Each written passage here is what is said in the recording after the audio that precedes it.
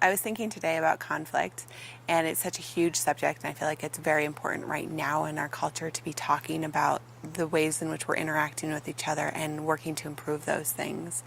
And it's such a huge subject, but specifically, I came to the conclusion that there are three really relevant things to keep in mind when we have conflict if we want to have a positive end result for everyone involved. So I think that one of the things that is really important in conflict is that when we come together, if we're both able to say, this is the end result that I'm going for, and what is the end result you're going for, so that it's a clear communication, that both people have their words being heard, and that we both get to say, like, this is the result I'm going for, and to repeatedly bring it up.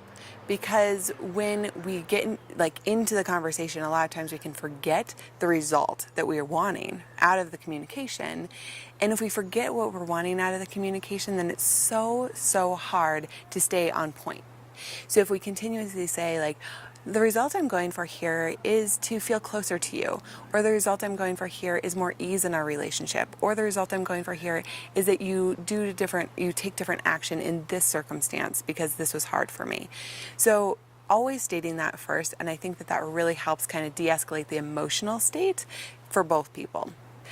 And then the second thing that I'm noticing a lot is just that there's often so much resistance to other people's experience when we're having conflict.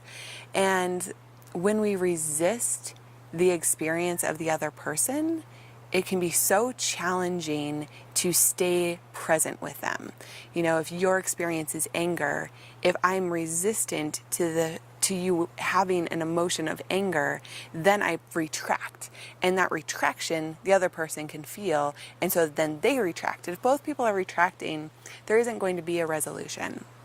And so instead of retracting or resisting the other person's experience, if we can turn toward them and be curious. It doesn't have to make them right. It doesn't have to make it all okay for you, but it's just that act of turning toward and being curious. Like, I'm curious about your experience. It isn't my experience, or we wouldn't be having this conversation.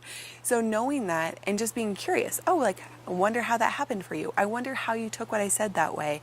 Or, all of those ways in which we can question so that we're turning toward them and their experience and really being open to allowing their experience. And then the third thing is something that I feel like is one of the most useful things, and that is to know that especially if the conversation or the conflict seems like it might be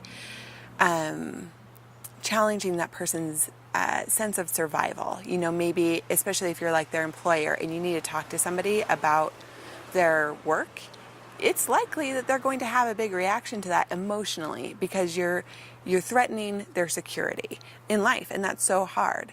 And so even in a relationship, if you want to talk about the relationship or how you're feeling, you might be threatening the safety of their home life. Not that you are actually doing that, but we humans just go there.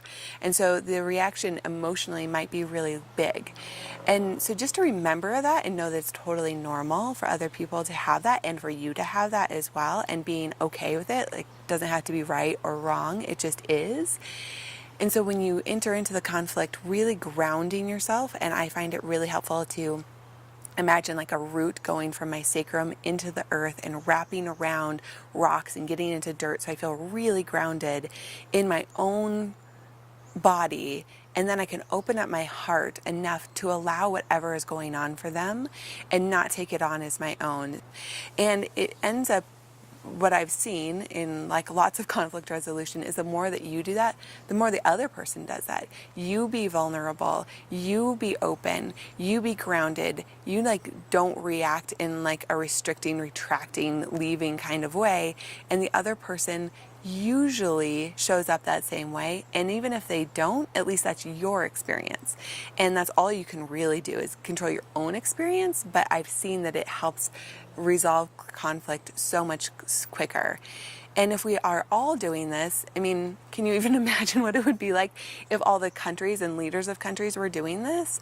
But even as the people of those countries, if we are continuously doing that and continuously opening our hearts and resolving conflicts even within each other, with our neighbors, with our employers, with our friends, with our spouses, with our children, if we all arrive in these places where we are going to have conflict because we're human, but if we don't avoid them because it's uncomfortable, but instead use all of our skills and come together, then we'll be able to actually resolve those in a way that's for the best for everyone.